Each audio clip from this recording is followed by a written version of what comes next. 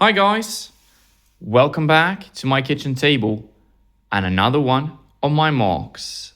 And in today's episode, I'm bringing you my take on the ISB shuttle that can be seen in the Andor show. It's a smaller shuttle than the Lambda class and the Sentinel, since it has to work in some quite urban environments, or at least that's the way it's utilized in the show. And I guess that is to be able to land on those smaller platforms in the urban environment. Well, I thought it was a cool MOC to make and that it would suit my Imperial army in a great way, since it's a smaller version of the Sentinel and Lambda, and in my case, the Sentinel. So it's nice to have that really luxurious shuttle-looking craft, but still be able to have it in minifig scale without it taking up an entire base plate when it's landed. And I have it displayed with its wings folded out like this. And I thought that would give you the best view of the vehicle possible. And I do believe it looks the best being displayed like this with the wings deployed. Took quite a lot of time to first build this in my stud.io program and then have the pieces ordered. But here is the main or the end results. So let's get this thing off the stand and get into some more details of the craft. Gonna need both my hands for this. Let's see if we can gently lift it off and give you guys a full view of the vehicle. Let me just grab the camera here real quick. There we go. So here it is in its landed position. We can start off by looking at the cockpit, which I tried to get the angles looking as accurate as possible, but still being able to fit a minifigure in it. So here we have a trans black windshield piece, or it's actually two windshield pieces being stacked on top of each other there. And you can kind of see the pilot inside a little bit. We have a black underbelly and some nice engine intakes over here. We also have some rounded cannons on the wings that can be, adjusted and aimed a little bit at least, like this. And then you can, of course, just tilt the main cannons a little bit. So those would be, aiming while the wings are deployed.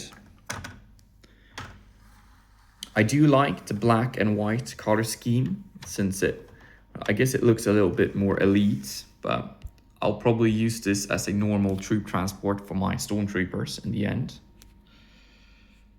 We have the back of the wings that I tried to tile off as best as I could, and I guess here is where you would put your Imperial emblem sticker for it to have maximum accuracy to the show.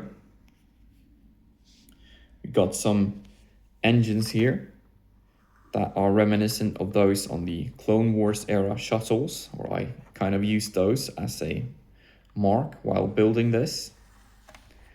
Then we have the back of the vehicle, which was really important for me to get right, since that's the way we kind of see the vehicle the most, the troops running out the little boarding ramp.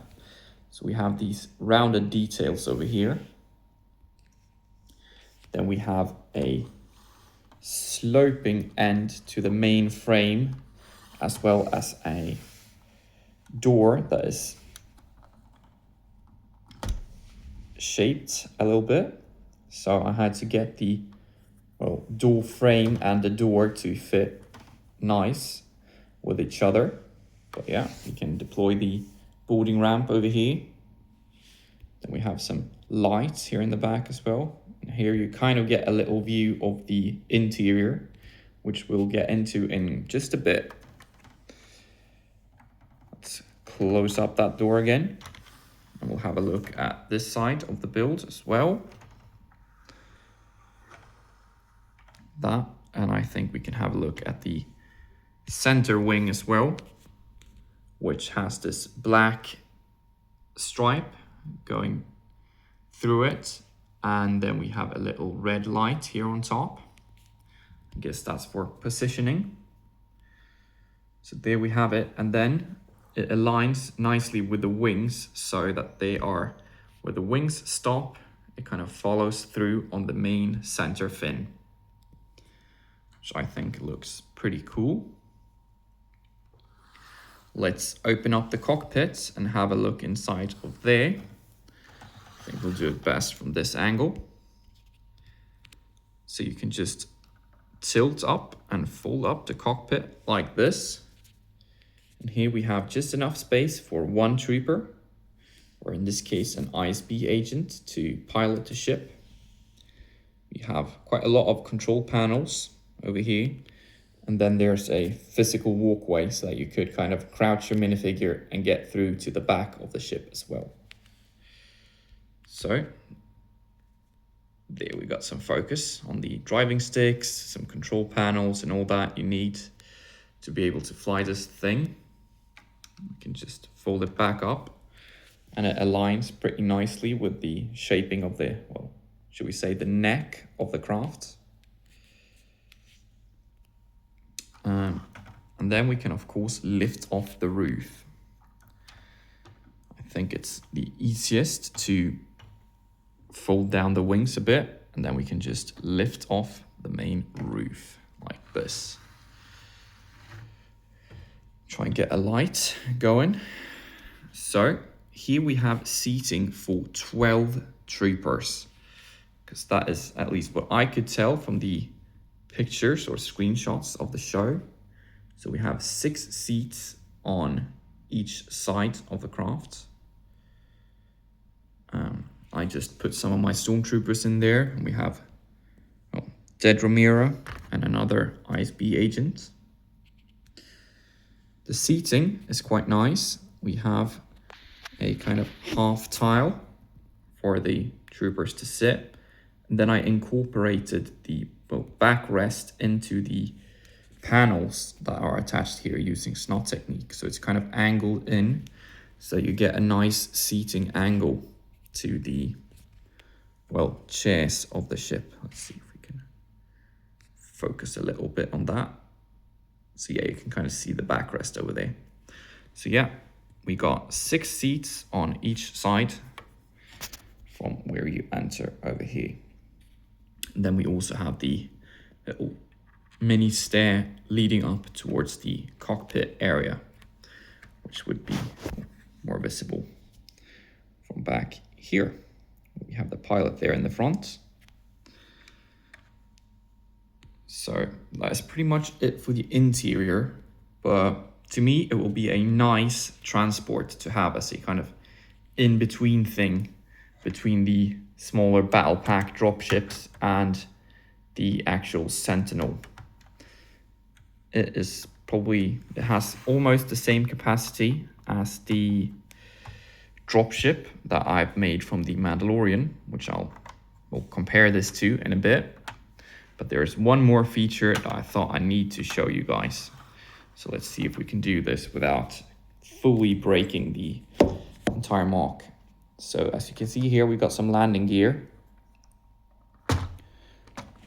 And if I'll try and tilt this up a little bit, you can see that we can actually retract the landing gear. So we got 4 little feet that it's standing on, and that can just be retracted into the main frame of the vehicle like that. And in that way it looks the best when you're displaying it in its flying position. So yeah, got some swooshability to it. You got to hold down the roof since that's not securely attached. But yeah, There we go. I'll have it lay on its stomach a bit for the size comparison as well.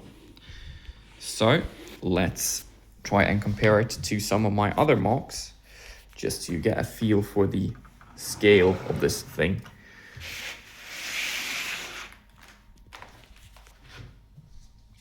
So here we have the quite nicely shaped or sized little shuttle next to the dropship from the Mandalorian, the grey one, and they are about the same size. I guess this is a bit shorter, but they have the same, well, this can store 10 troopers and this can have 12.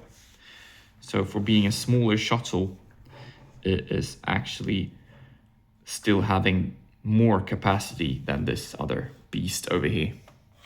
And let's compare it to the UCS Sentinel class shuttle, just so you can see how tiny it looks compared to that. So it's nice to have a Lambda looking shuttle next to the fully scaled one. Or I guess they're both minifig scale, but this is the urban transport, so it has to be a bit smaller.